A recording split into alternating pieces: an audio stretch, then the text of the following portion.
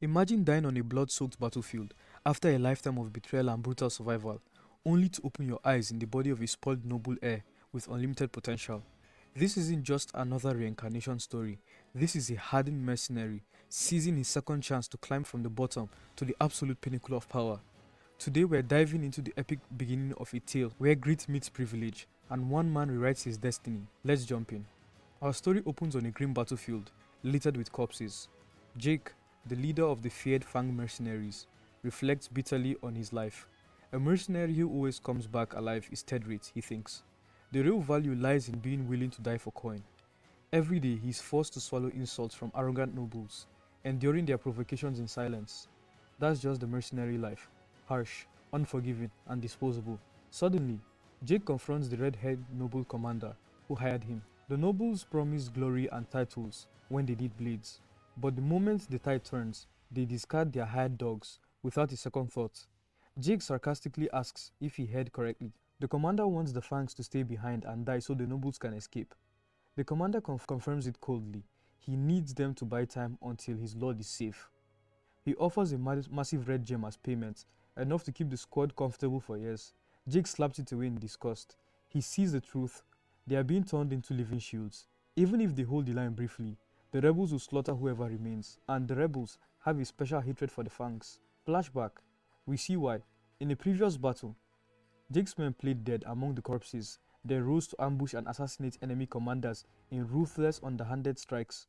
Knights screamed about honor as they were cut down from behind. The Fangs earned their survival through cunning cruelty and painted a massive target on their backs. Back in the present, Jake calls out the commander's plan to use them as baits. The noble admits it, then threatens to kill Jake and take command of the squad himself if he refuses. Jake, burning with rage, declares this commander the vilest noble he has ever met. Yet the man quietly apologizes, insisting the order stands. Jake decides he will sacrifice himself. He won't drag his men down with him. He promised them glory when he pulled them from the gutters, and they trusted him. As their leader, he will bear the responsibility alone, even if it means offering his own head to the rebels, along with the commanders. The commander, moved despite himself, murmurs that it's a pity. If fate were different, he'd have served Jake gladly. Then steals clash. Jake attacks, fueled by respect and hatred. The duel is short and brutal. Blood sprays across the courtyard as Jake falls, cursing the overwhelming talent gap. Yet he dies strangely at peace. He ordered his men to flee if he didn't return. As darkness closes in, one final question haunts him. If he had been born with the same opportunities as the nobles, how far could he have truly gone? Darkness, then distant voices. "Young master, please wake up." Jake's eyes snap open to a luxurious room and a terrified orange-haired servant looming over him. The boy slaps him in panic, begging him to come to his senses. Jake, now in an unfamiliar, soft, unscarred body, is stunned. The servant calls him Little Master Lucian and breaks down in relief. Jake realizes with growing shock that he is no longer in his battle-hardened frame. This is the pampered body of a noble heir. He stumbles to a mirror and sees a strikingly handsome young face staring back, beautiful yet dangerous.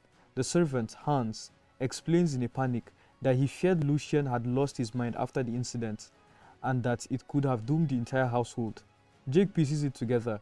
He reincarnated into Lucian Waldk, the third son of one of the Empire's most powerful families, the very Waldks he once guarded as a lowly mercenary. He asks Hans the current year. The answer freezes him. Imperial year 846, 15 years before his death. He's been thrown back in time into a new life. Jake, no, Lucian now, decides to embrace this impossible gift. All his life he endured contempt for being lowborn. Now fate has handed him everything he lacked: wealth, status, and untapped potential. He vows silently to seize it all and climb higher than anyone imagines. Wandering the opulent Waldek mansion, he marvels at the luxury. Servants give him odd looks. Hans explains that the former Lucian isolated himself in his room for over a year, seeing almost no one. Lucian senses a dark story behind that behavior. He meets the head butler Aiden, a sharp and trusted figure who once entered the household as a hostage but earned absolute loyalty through competence. Lucian plays the part carefully, acting polite yet confident, claiming he emerged to take responsibility for family matters. Aiden soon escorts him to the true master of the house, Grand Duke Sigun Waldk, the Empire's military titan. The Duke wastes no time. Coldly, he asks why his son is still alive, implying death would have been more fitting. He reveals the original Lucian attempted suicide by overdosing on sleeping pills after his mother's death, using grief as an excuse to abandon all duty. The Duke accuses him of silent rebellion against the family through isolation and self-harm. Lucian realizes the truth. The real Lucian actually died that night from the pills.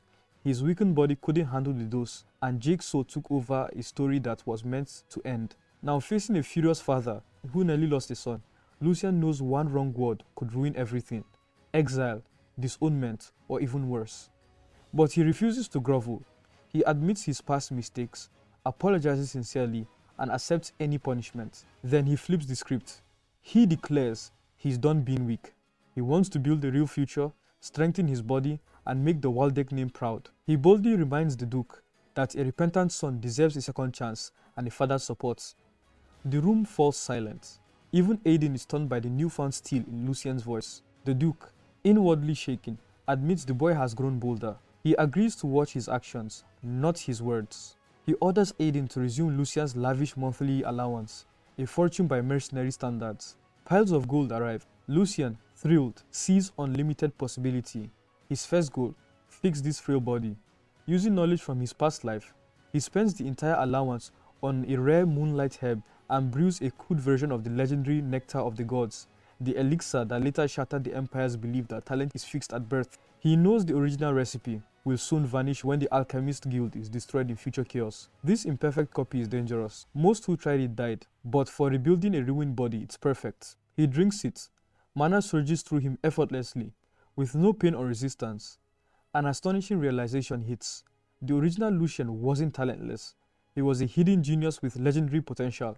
Days later, Lucian emerges transformed inside. If not yet outside, he tells a tearful, loyal Hans to invest everything, even his underwear, in moonlight herbs. The price is about to skyrocket.